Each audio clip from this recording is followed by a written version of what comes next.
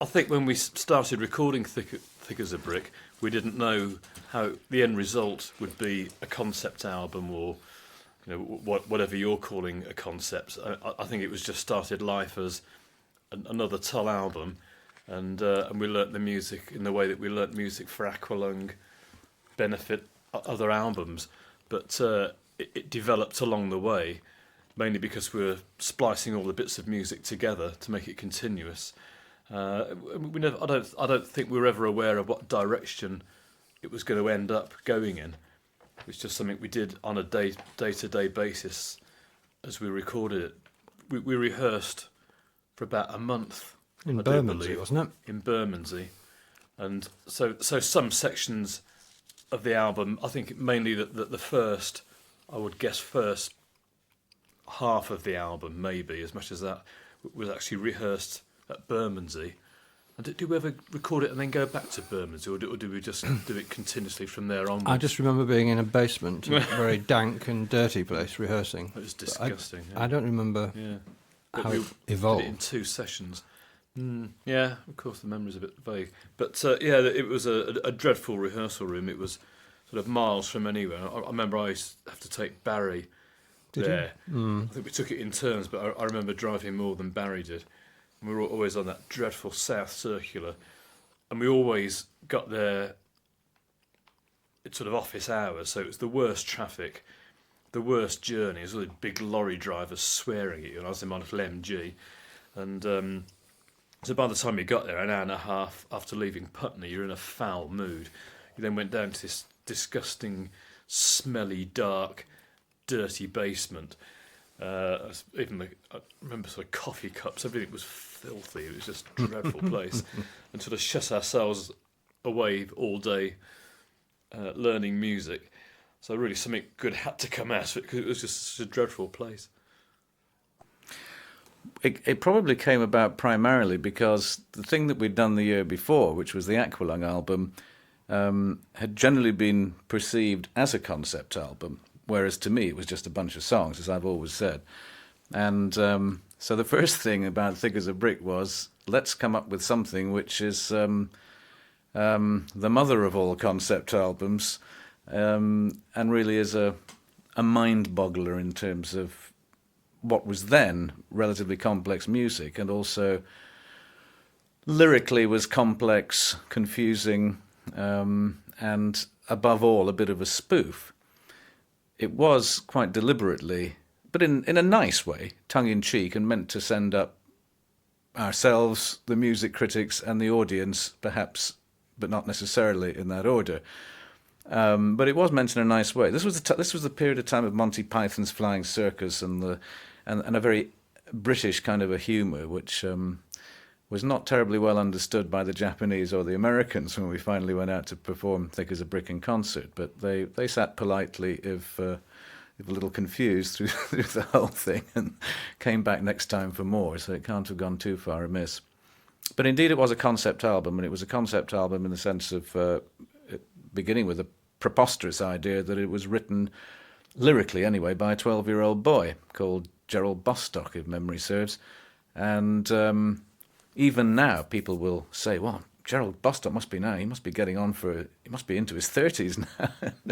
A lot of people still, believe it or not, think it was a real character. I thought we steered a very good line between making it sound vaguely plausible as a concept, and being so, quite silly to the extent that most people would get it and not be offended if they weren't quite sure and somebody said, oh, come on, they're putting you on here.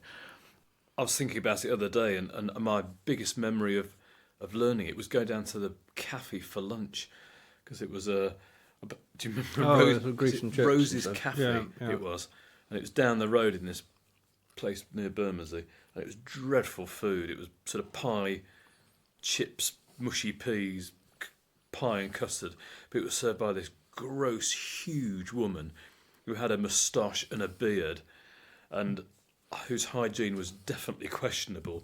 And her apron was sort of spattered with blood and dirt and various other things, and it was always incredibly hot in there. Everybody smoked. All the windows were steamed up. I can always picture being in that cafe as part of rehearsals, but not a musical recollection at all.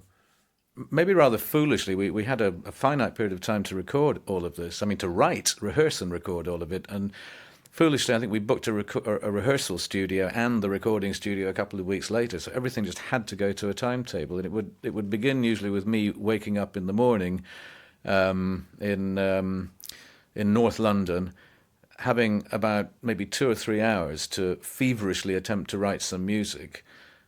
By late morning, where I would jump in a cab or on the tube or whatever and rush down to the Rolling Stones rehearsal studio in Bermondsey, I think it was, where I then pretended that, this was music I'd written weeks before, and we ran through it with the band, and they would put their ideas into it and their thoughts into it, and we would develop that alongside the music we had rehearsed the day before and the day before that. So it built up sequentially, day by day.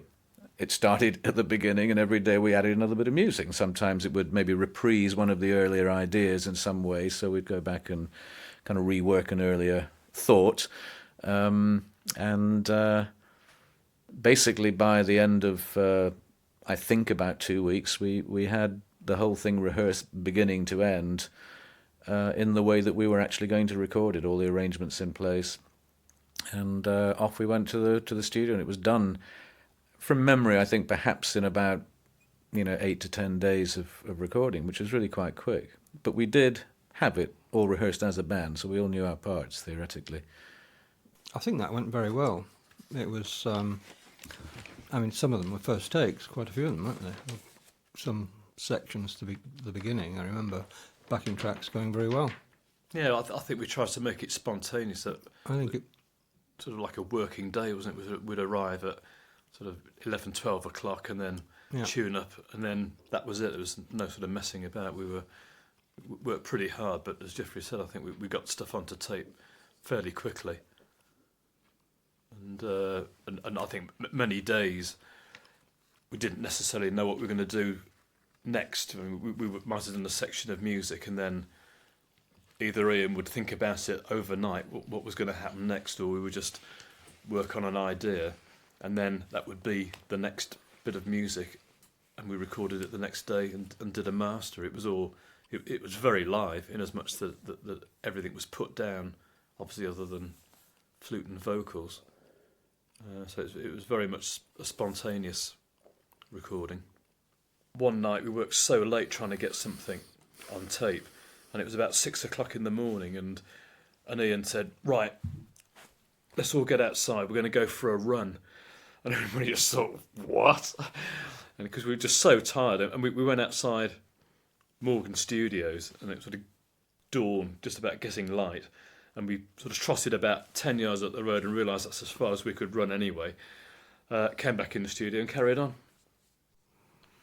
It was decided pretty early on, because we had, in Chrysalis Records back then, I'm not sure whether he was an A&R man. He was relatively new to the scene. He had been a journalist for Sounds, a musical newspaper in the UK at the time, Royston Eldridge, who later went on to be the managing director of Chrysalis Records until relatively recently.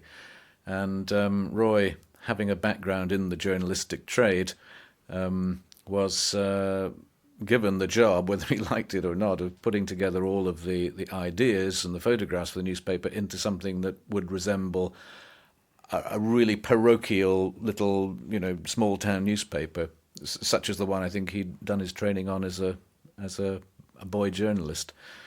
So Roy had to put it all together and edit it and check everything, and the ideas predominantly were mine, Geoffrey Hammond's, and John Evans, who had John, I'm pretty sure, wrote a couple of pieces for it, but the rest of it was pretty much me and Jeffrey, I think, equally, really, with Roy tying it all together and putting everything into the column inches that would make sense. I just remember doing a lot of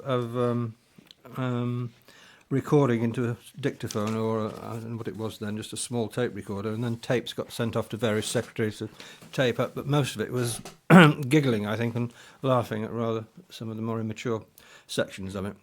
But it, it was. I think everybody helped with that, didn't they? Did you? Yeah, you did some to writing?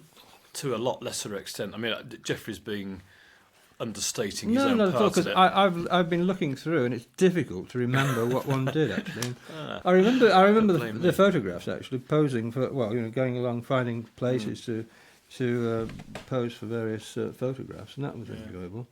I think we all had that sort of schoolboy sense of humour. Yeah, I didn't think we, it was throughout the rather- album. We were all sort of that's right. pranksters, and Yeah. we were in a very sort of silly state of adult development, and the humour of those times went into the making of the cover. But really, it was Ian and Jeffrey did the bulk of it, and I think it was a few little token gesture things from I think from the others. John wrote quite a lengthy story. It's something Oh, that's about, right, he did. About the aeroplanes. that's right, yeah. Oh no, it's called "Do Not See Me, Rabbit." Yes, of course it's called that. Yeah, yeah. As I recall, it took longer to write and complete the album cover artwork than it did to make the record. I only remember that when we went out to do Thick as a Brick in live performance, it began with, following some rehearsals, it began with as I recall, a pretty disastrous concert in one of those, it was a town I think we ever played it again, somewhere on the English and Welsh borders, I believe, and it was a nightmare. I mean, we sort of just about managed to scrape through it, and it was a very nerve-wracking moment because we then were going on to a major tour in UK, US, and even to Japan and Australia, doing that stuff. And so it's a big commitment. It was a pretty scary opening night. Well, I have a very vague memory, and I might be wrong, and Jeffrey might remember, but I thought the first gig that we tried it out was Malvern Winter Gardens. I think you are right. Yeah, that's right. Because we were petrified about performing the thing live. It was quite hard to play and a lot to remember. There's lots of sort of odd bars and 7/4s and 6/8s, and I mean it's like a vast amount of stuff.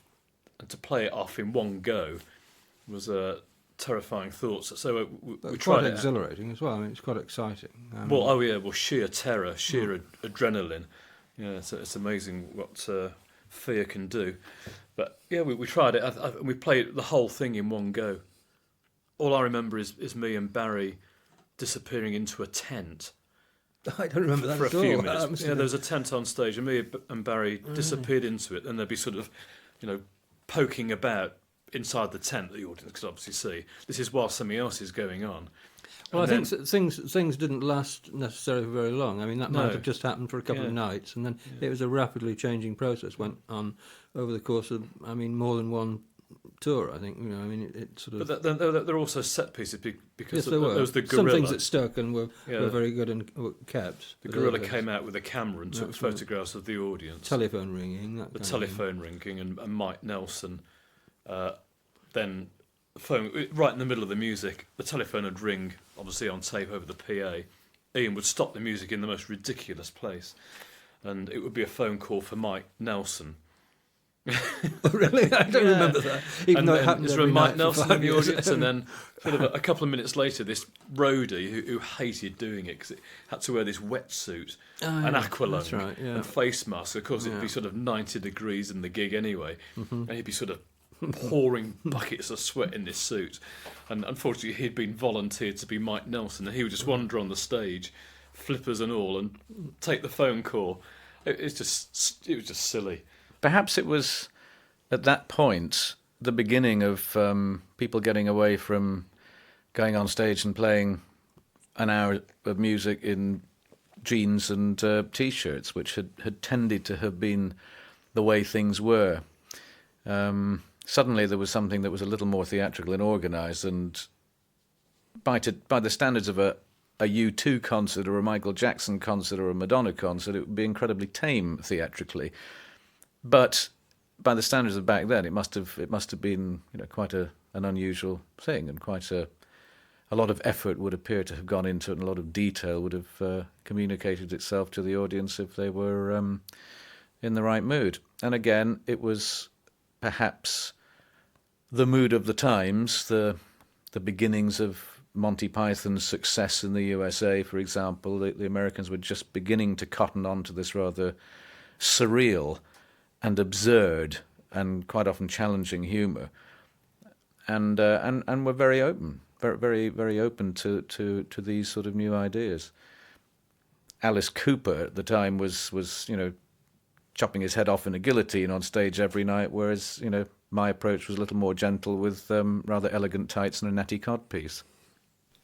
John used to wear a rabbit suit, and I used to read the news out wearing this rabbit suit, and all these things that happened. You had to go and change very quickly behind the amps while something else was going on.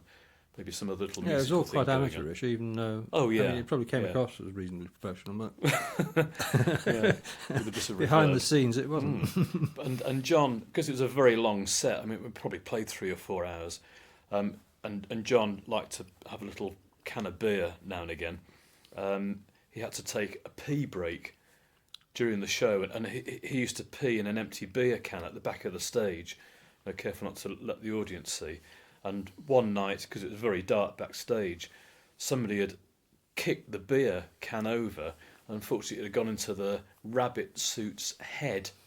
And there's this terrible cry of anguish from behind the amps as John put his rabbit head on and got a little bit wet.